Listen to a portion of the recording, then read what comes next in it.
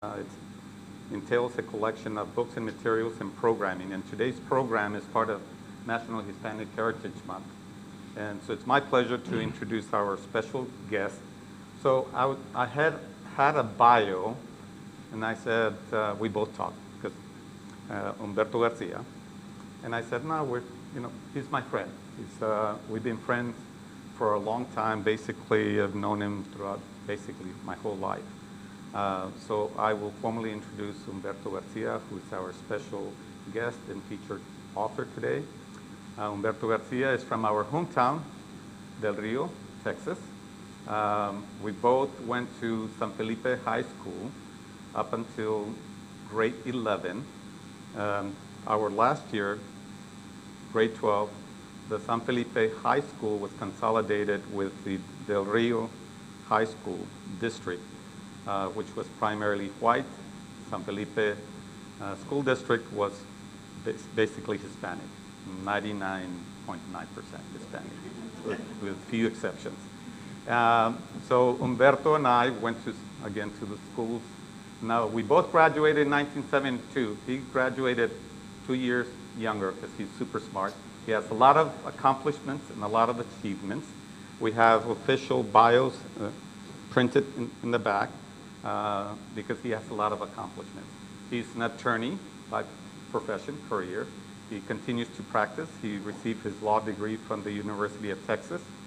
As I was reading his notes, I remembered he went back to Del Rio, which is wonderful, to practice law when he first got his law degree. He started his own private practice. Then he was appointed city attorney for the city of Del Rio and served the city of Del Rio for a number of years. Then he decided to come back to San Antonio, join a few law firms. He's still a practicing attorney. And we're both golfers, by the way. Well, he's a golfer. I'm more of a wannabe golfer. So I recall one time we were playing, and he was sharing with me this wonderful story of students from San Felipe High School in the 50s who accomplished a great deed, and he'll tell you the story, so I'm not going to tell you the story. And there was another friend that was part of that conversation, and it was mentioned, someone should write a book about that story. Humberto did. It's Mustang Miracle. So that's the book he wrote. And now it's being made into a movie, and he'll also tell you about that. And so it's my great honor to formally introduce Humberto Garcia to you all, and he'll be talking about his book. Thank you. Récale, camarada.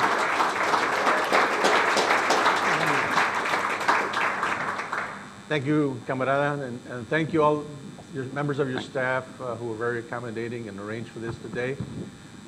Thank you all for taking time out away from the Texas OU football game to be here. I didn't realize that was the case when I committed, but I said, all right, I made a commitment, so that's okay. I want to send a special shout out to all of you who are seeing this via live stream. Thank you for taking the time to listen in. Through the course, from the beginning, when I found out about the story, and through the time when I wrote it, and the time that I pushed to try to get it into a movie, over the course of now 13 years, I learned 3 fundamental truths about myself that I want to share with you today. I call these my factual realities that form the essential elements that were necessary for me to be able to write the story and get it to this point. The absence of any one of those elements, or maybe all of them, would have meant that I wouldn't be standing here today before you. And that's why I think it's important that I share those with you. The first is this: I am glad that I was born brown. Now, some may wonder, well, by being a member of that ethnic minority, you would be subject to various exclusions especially through the 50s, 60s, and 70s when I grew up.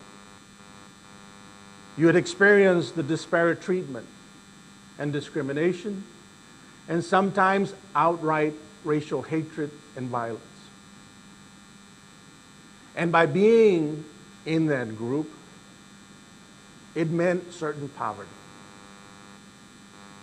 But I can assure you, and let me make it clear, we were accustomed to poverty not because we were unwilling to work hard and sacrifice.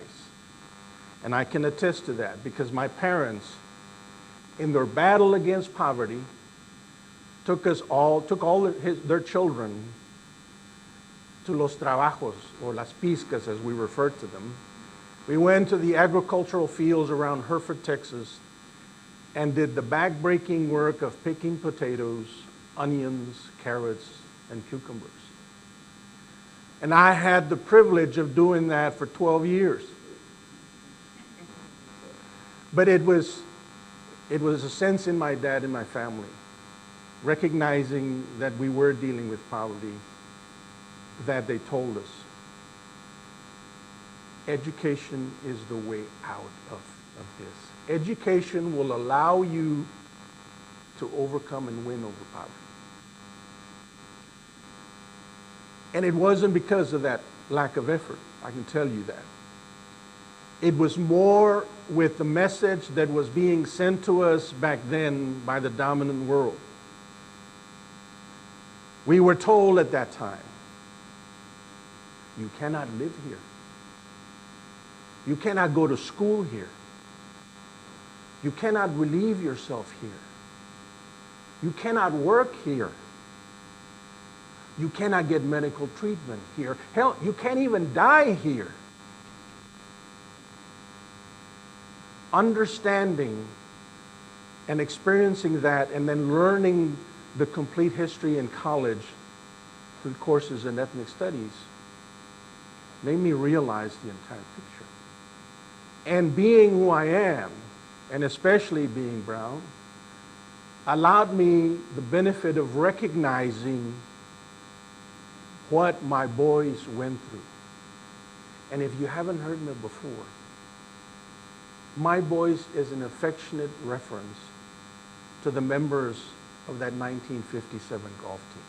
And they include Joe Trevino, Felipe Romero, Mario Lomas, Gene Vasquez, and Lupe Felan. Because of who I am, I was able to relate to their story and what they went through and what they fought. And knowing that, I was able to hear the message they sent out to the rest of the world in 1957, long after they had sent it.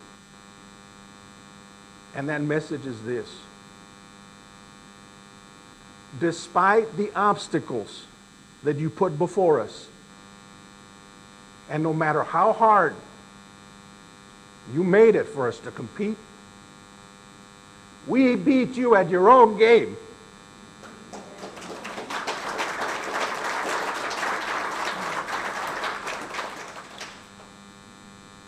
I was able to relate to that event, and that's what struck my mind of how significant it was. Which brings me to the next point, the next truth. And that is, I am glad that I took up the game of golf. Now, golf is a very difficult game, let me tell you. And I know that for a fact. It has caused men to cuss, and women, throw clubs.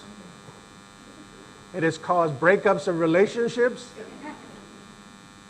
because it is a game that is very difficult to conquer. There is no such thing as being able to perfect the game of golf. Few have come close. Tiger, Nicklaus, Hogan, and some others. And that's why they get recognized, because they've accomplished something that is so difficult. It's impossible to really conquer. Years ago, there was a story put out in North Korea that their leader, Kim Jong-il, had gone out to play golf for the first time, and he birdied every single hole. I don't think you need to be a golfer to be able to call BS on that. And as a golfer, I can tell you, there is no way that happened. There's no way it can happen.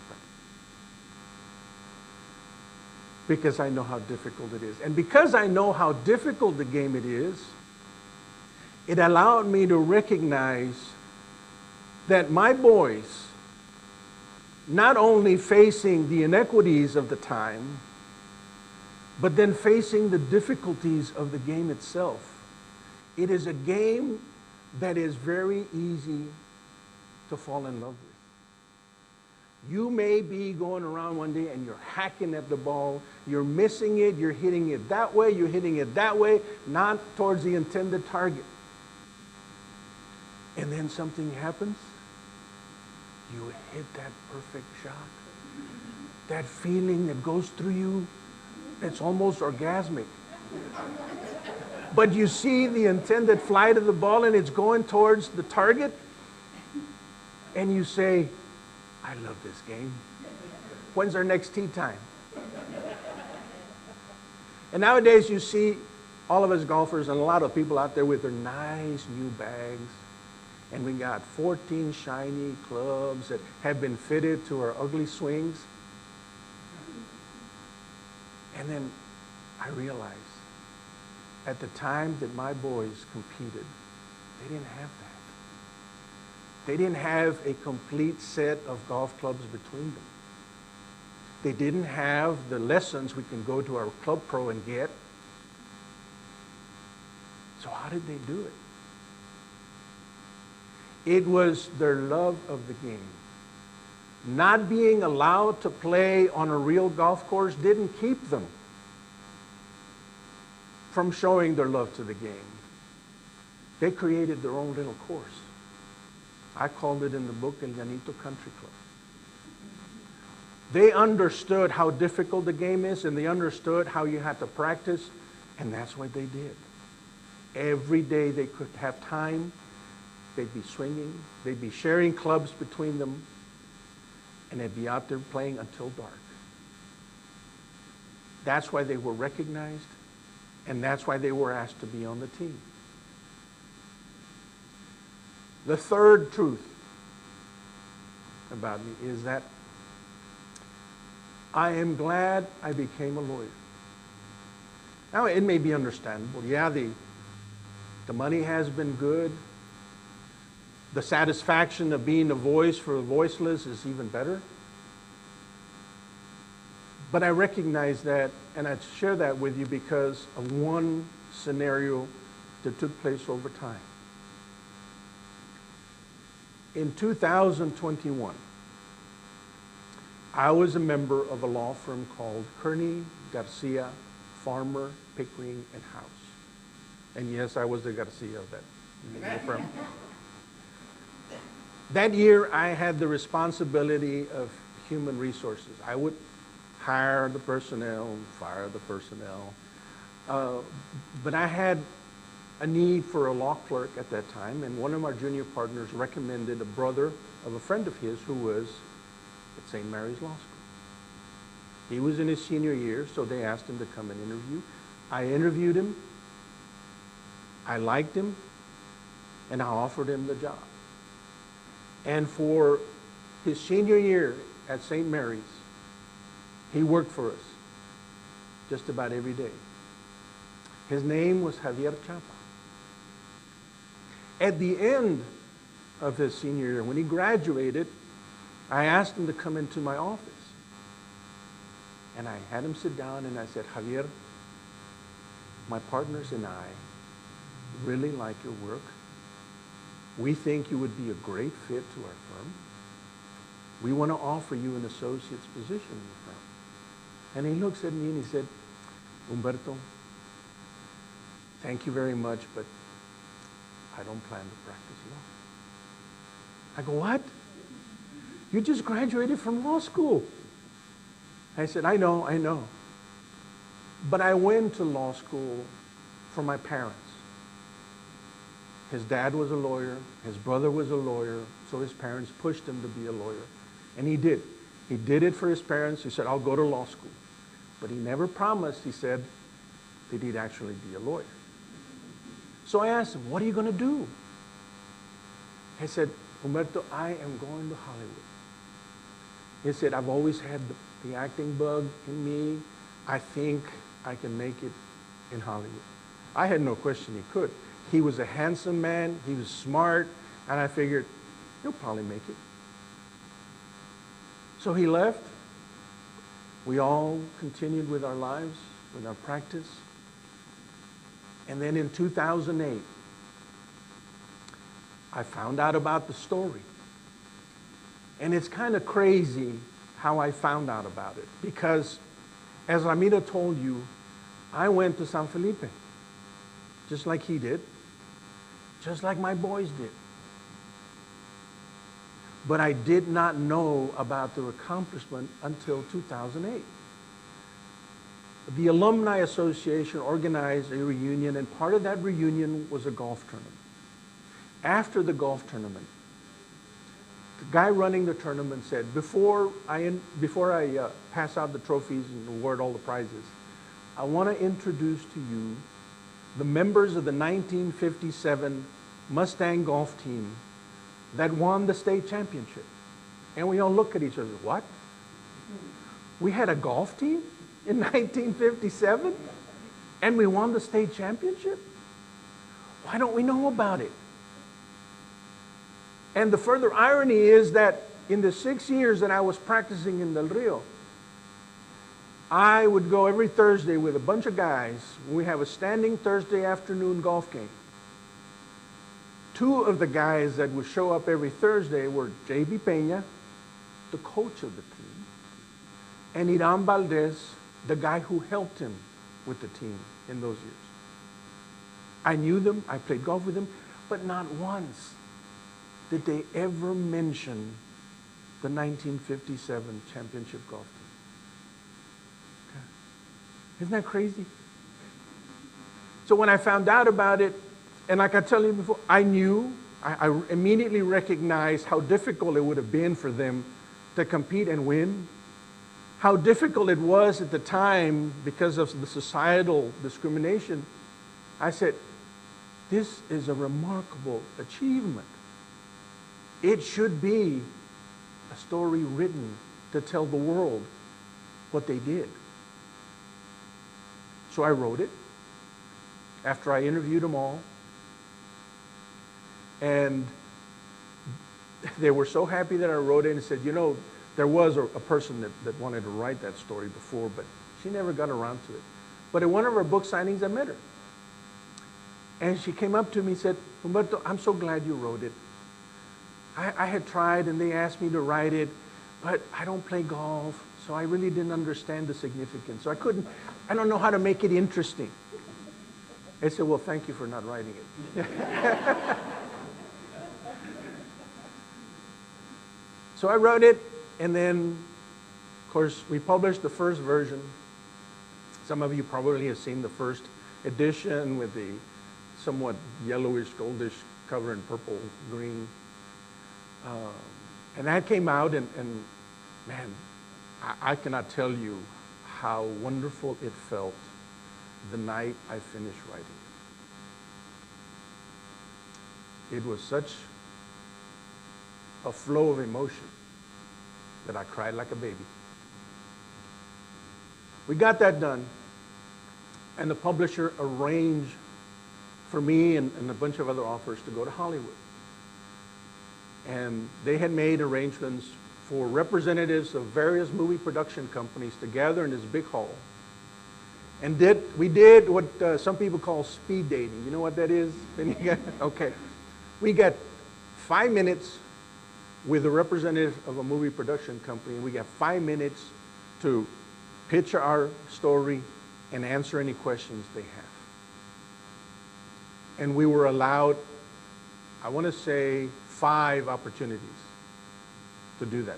So we had to pick which representative we wanted to go with. So I made my pitch. 2 weeks later, I get a call from the representative of the publishing company that handles all the movie deals and stuff.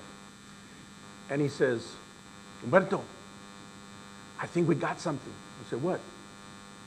He said, we got a good response from one of the representatives that you pitched to. I said, oh yeah? I said, okay, who?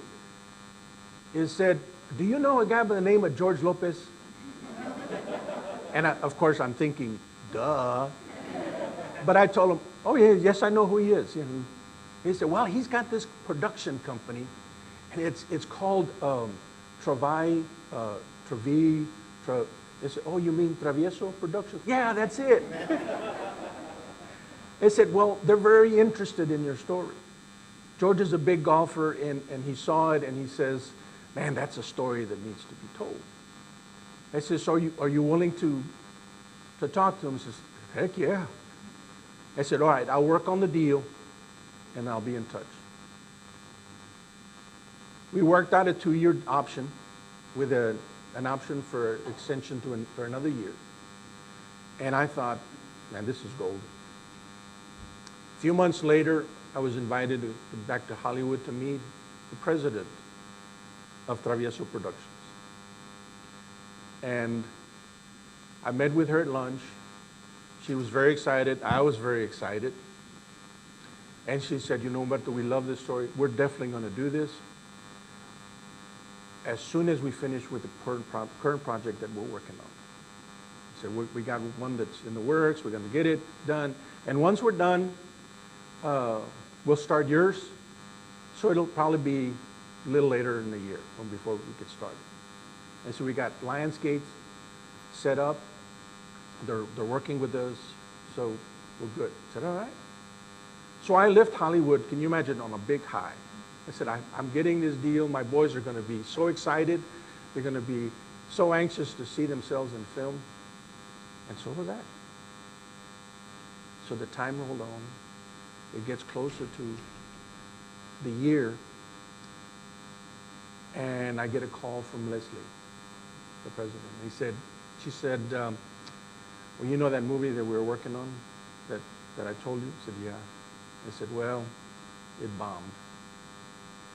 And Lionsgate said they didn't want to do another picture like that. So they're not on board anymore. So I don't know what we're going to do, but I don't think they will be able to do the project. And my jaw dropped down to the floor. And it was like a dagger to my heart. So what am I going to tell the boys? So I told the boys, so look, George and his company have decided they're not going to be doing the project. Why not? I said, well, they had a movie that came out. It was called Spare Parts. I think it was in the theater for 2 days. And it just completely bombed. They lost a lot of money. Lionsgate did not like it. And so Lionsgate pulled off. So what are we going to do? I said, well, I'm going to keep on trying to make some contacts, especially with the people that I pitched it before, and see what we can do. So George let the option run out. He didn't renew. I'm trying to contact different people. Then a guy calls me about a year after that, and he said, hey, I heard that that George is not going to be doing that movie. Are you available to discuss an option? I said, yeah, tell me about who you are, because I had never heard of him. And he gave his name, and he said, I used to be with Disney, and we did some movies together, and I can probably get it done. And he said, can you grant me an option? I said, okay. So he picked up an 18-month option with an option for another year. And then I'm waiting, and people are asking me, hey, when's the movie coming out? I said, well, we're waiting and waiting. And of course, my boys understood that, and they're waiting too. And nothing's happening. In 2017, in May, I get a call out of the blue. Hey, Humberto, this is Javier Chapa. Do you remember me? I said, Javier, yes, of course I remember you. How you doing? I said, oh, great. He says, what are you up to these days? I said, well, believe it or not, I have this production company. He says, really? I said, yeah, I ran into some people that told me about your story, the Mustang Miracle book. I think that's a fascinating story. Is it under option right now? I said, yes, unfortunately it is. I said, but I haven't heard anything from the guy. He hasn't done anything. It expires the end of June, and I don't know if he's going to renew. He says, really? Oh, that's too bad. I said, tell you what, I'll give you a call in July and check up on you. I said, okay. Well, here's July. He calls. Hey, Humberto. Hey, this is Javier Chapa. I said, Javier, how you doing? He said, hey, did the guy renew? I said, no, he didn't. So Mustang Miracle is available? I said, yes, it is. He says, you want to talk? Sure. So we talk. We negotiate a deal. And of course, my big concern is it going to get done? Because the year before, we had lost Joe Trevino.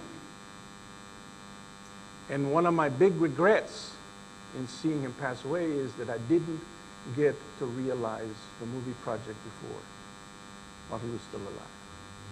So I was concerned, having experienced those two events, those two broken deals before, whether or not this was going to happen. And so Javier told me, look, check my website. We've got these other projects we've done before. We can get it done. And he worked on the deal, and he worked on the deal. Right before COVID hit, he says, we're getting it done. I've got investors lined up. It looks great. We're going to do it. And then COVID hits. And you can imagine the investors got gun shy because everything is shut down. People aren't going to the theaters. Why are we going to invest money on a movie that nobody's going to see? So that's understandable. So we were delayed. And then man invented this great apparatus. It was called Netflix. And producers started seeing, well, we don't have to wait to produce movies for people to come and see. We can produce movies and take them to the audience. And that was a wonderful invention. So it got rolling back up. And in December of last year, Javier called me and said, guess what? It's a Merry Christmas. We got a deal. It's going to get done. I said, I'll call you in January with the details about when we're going to film, where, and all this stuff. But everybody's lined up. We're ready to sign, and it's going to get done. And that was best Christmas present I got and I could give my boys. And earlier this year, in January, and true to his word, he called me and he said, hey, we're starting to film in probably mid-May or June. And then we should finish in a couple of months. I said, hey, Javier, don't forget. Remember, we didn't put this in the contract, but you and I had a deal. I get a part, right? I said, of course. I haven't forgotten. And the screenplay had gone through several revisions, and he said, there's a part of the police chief. He said, that one's yours. Julio Quintana, the director, said, he said, you can have that one. I said, okay, that's great. So then we get closer to May, and he calls me, and he said, oh, by the way, so we're going to start in Colombia on June 1st, and then we're going to probably spend the month of June in Colombia, and then in July we're going outside of Austin and Smithville to finish filming the rest of it. I said, by the way, Julio wants you to audition for the part. I go, what? I said, just videotape yourself saying the lines and then send me the videos. So I'm there saying the lines, and my wife is videotaping me. And then I'm sending the Javier, so how's this?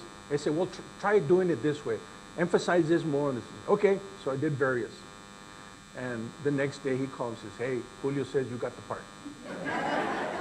Well, thank you. And I go to Colombia, and I start seeing all the movie stars that are going to be in the picture, and meeting them, and say, wow, these are ordinary people. Dennis Quaid, I got to meet him and have dinner with him. Really, really cool guy. And we talked for hours. And you would have thought that I was just one of his best friends, because he shared some things that I wouldn't share with anybody. And I met Jaina Lee Ortiz, Jay Hernandez.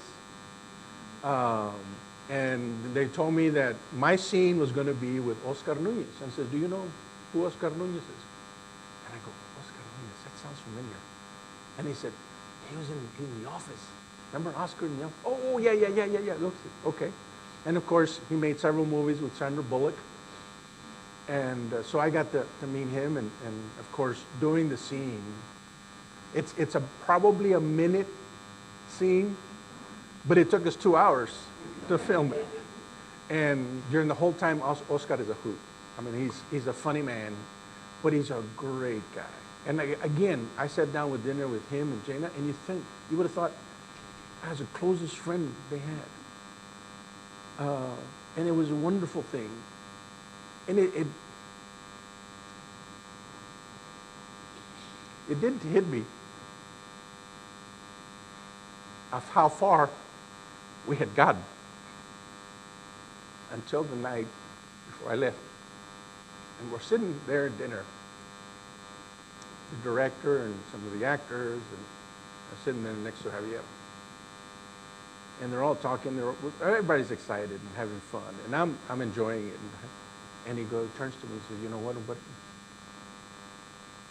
We are all here because of you." And it hit me. I said, wow. It's been a long time in process,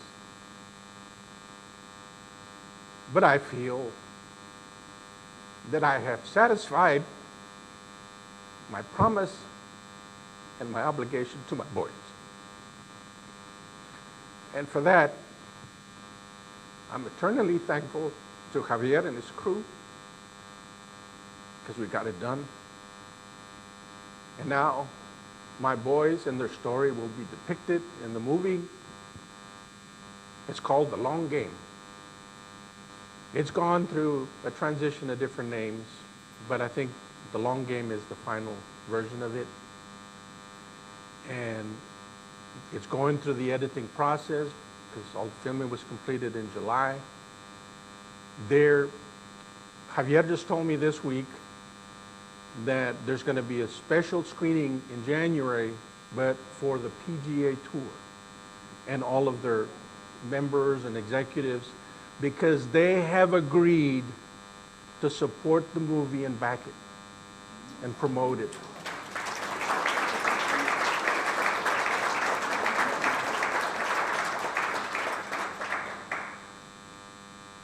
To be able to share that history with you is an honor. And I hope that you find that story as compelling as I first saw it when I first learned about it, and that you will see that what my boys did was absolutely remarkable, considering everything. So thank you very much for taking your time to listening to me. I really appreciate it, and it's an honor for me to be able to have this opportunity. Thank you very much.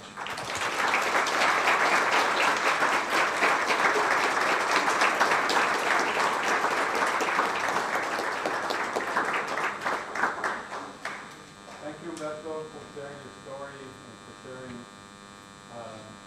the Rio San Felipe story with everybody. So we're going to have 15 minutes for Q&A. We have questions for Humberto. After questions and answers for Q&A, we'll have a reception back here. Humberto will be signing books. If you want to purchase a book, books will be available for sale. Let's see what other housekeeping before we go to Q&A. We offer free parking, so for 3 hours, we validate the parking. You have your parking ticket. On your way out to the left, there's a little you see there. That's where you can validate the parking. If you don't see it, just ask the staff member. They will help you. Let's see what else. The book will sell for $20. You can cash or you can do it online, electronically. And with that, we'll start with Q&A. Yes, sir, Mr. Rick. So you didn't find out about these before you were in this school or late? They got golf teams up there, right? Yeah, they did, but I often wondered in speaking to Mr. Peña or hearing some of the things about Mr. Peña, I realized that, look, once they did that and came back home, and nobody outside of the city made a big deal out of it, so they recognized and they were resigned to the fact, well, it's no big deal. It's just a golf competition. Nothing remarkable about it. Yeah, it is amazing. Mr. Padilla? Could you explain exactly where Garcia is? You can argue with that. All right, it is, there's houses, all right, you know where Moore Park, or no, the Little League Park used to be? On right there on Garza? Okay. Garza wasn't developed as a street back then. Garza went up to Margarita, and that was the end of it. All the land on the other side of Garza was just, yeah. Bunch of, yeah. That's the area where that was, yes. Yes, ma'am.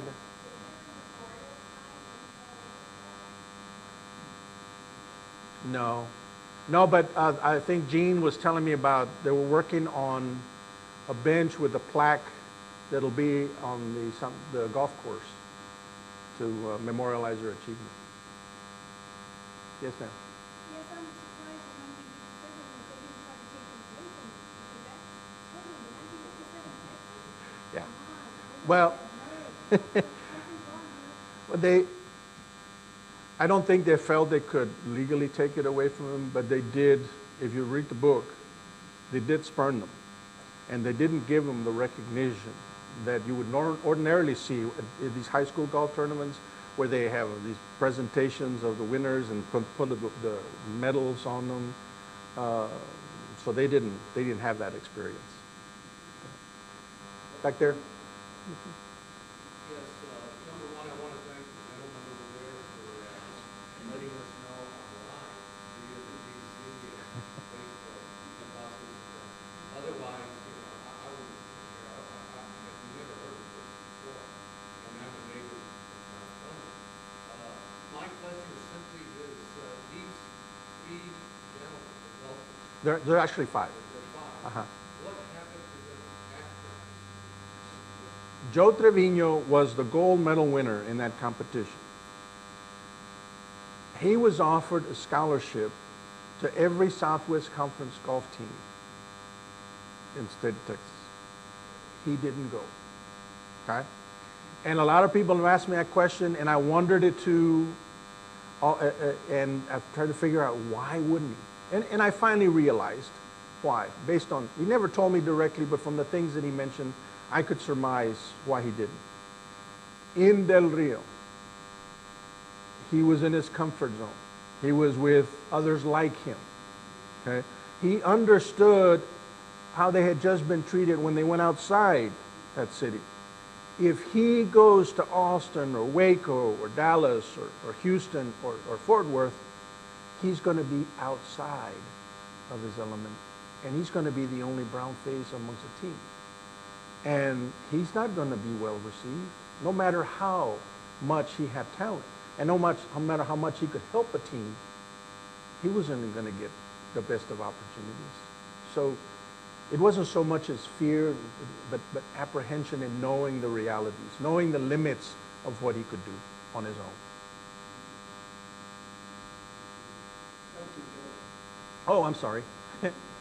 Felipe did try to play professional golf. He played in some mini tours and in Mexico and stuff. And in fact, when I first met him, before I knew the story, we were playing in one of these San Felipe Memorial tournaments, reunion tournaments. And he was on my team, and he introduced himself, and he said, "Hey, I'm Felipe Romero." And he said, so I asked him, "What do you do?" He said, "Oh, I'm a professional golfer." I said, "Oh, that's interesting." So he tried it, and of course, he never got beyond the mini tours. Mario Lomas became a professional caddy, and he caddied for several PGA Tour professionals, and he was very good at it. Trying to remember the name of the guy that he caddied for, but the guy was very successful. But on one time on the way home with his wife after the season, he was involved in an accident, a motor vehicle accident. His wife was killed, and he was severely injured. His injuries prevented him from being able to walk. And of course, as a caddy, you got to walk. So he stopped being a caddy, and then he worked at some golf courses and maintenance. Gene became a teacher. Lupe joined the Marines and was he made it a career. He retired from the Marines, and he still plays golf. One thing I want to mention about Joe is that he got a job at the golf course at Laughlin Air Force Base, and the commander of the base found out about his prowess in the game of golf, and he would always get Joe to be his partner in competitions against other officers. Okay? And he really loved Joe. When he was transferred over to California base, he took Joe with him to run the golf course, and Joe became a lifetime agronomist. He knew grasses like you wouldn't believe. He was very good at maintenance, and so he was a civil service employee for his career. Yes, sir, back there, Mr. Bosman. I noticed that you're referring to your I captured them and their story when they were in their teens. Okay? I'm memorializing them at their time, not my time, or not time today. So in my book and in the movie and in the story, they are boys. Even though they're, of course, grown men and one passed away. But to me, because I captured them in their youth, I see them as my boys. Yes, sir, Mr. Pat.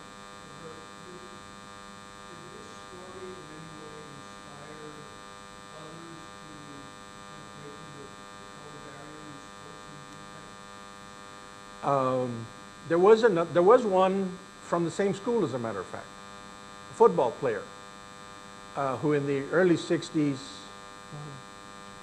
you remember, what year did Sidney graduate? 61. Sidney Blanks was an African-American, one of the few African-Americans that went to San Felipe. That's why it wasn't 100% brown, because of Sidney and his family. But Sidney was a very good high school football player. He got a scholarship to Texas A&I at the time. And then he went on to play for the Boston Patriots and the Houston Oilers. So.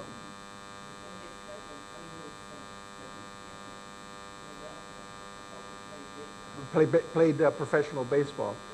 Yeah. And then, of course, Sidney Blank's son, by that time they had left San Felipe. Lance Blank played for UT basketball team, and he played, I think, for the Pistons and some other NBA. So, but beyond that, no. Yes.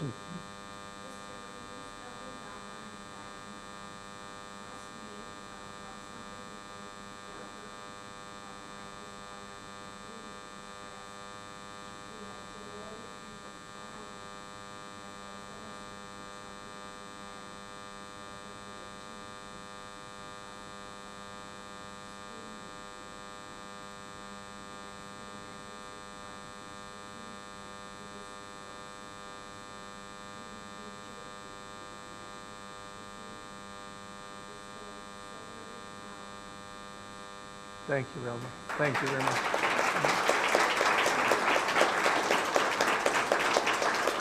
Yes, sir.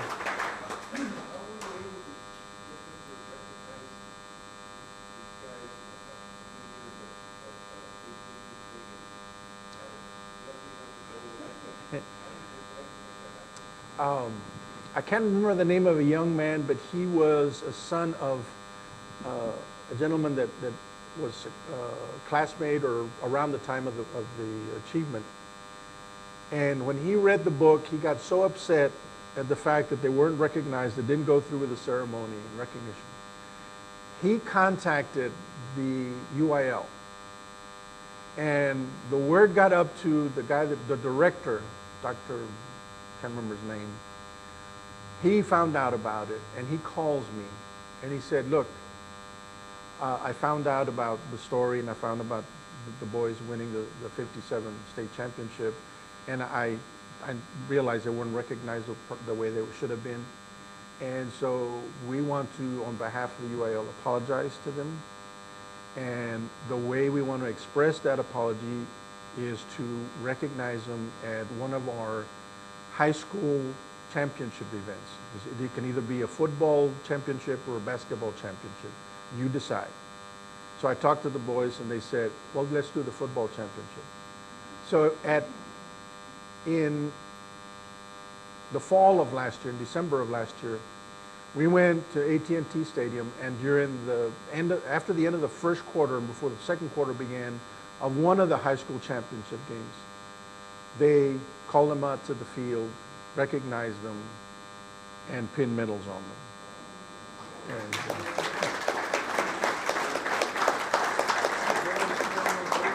yeah. But that's not the only recognition that they received, because shortly after I wrote the book, I was contacted by the president of the Latino International Sports Hall of Fame. And he said, hey, Humberto, this is such and such. And said, I'm with the Latino International Sports Hall of Fame. I read your book. I don't mind saying it. I read it twice and I cried both times. I said, no, I'm okay. I'm glad you liked it. He said, I talked to the committee, and the committee wants to induct the team into this year's class in the Hall of Fame. I said, that's wonderful. We went to Laredo in 2012, and they had a big banquet there, and they recognized Jose Posada and some guy named Luis Garcia. I think he was a pitcher for St. Louis, and then, of course, our boys. So that was a recognition of their accomplishment. And then State Representative Pete Gallego found out about the story. This was while he was still in the House. And he said, me and Joaquin Castro, who was the state representative from San Antonio at the time, says, we are going to sponsor some resolutions recognizing the accomplishment of your team and their story. So Joe was still alive at that time, so it was great that all 5 of them showed up. I went with them. We were in the floor of the House with all those politicians. And we read, we sat there and listened as they read the resolutions. And of course, they voted on them, and it was unanimous. They passed the resolution, so they got that recognition. And of course, the ultimate and the best recognition is coming next year.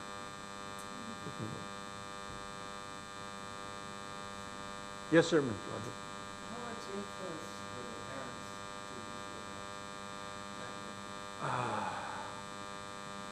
to this football? Remember I told you about poverty? That was significant. The parents recognized that this was a way they made some money. It was not much, but they made some money. They were able to buy clothes and stuff and keep them out of trouble. And it wasn't so much as they encouraged them to do this, but in the times, parents had to depend on their kids even as young as 10 and 11. So they get out there and do something to help the family put bread on the table. Right. All right.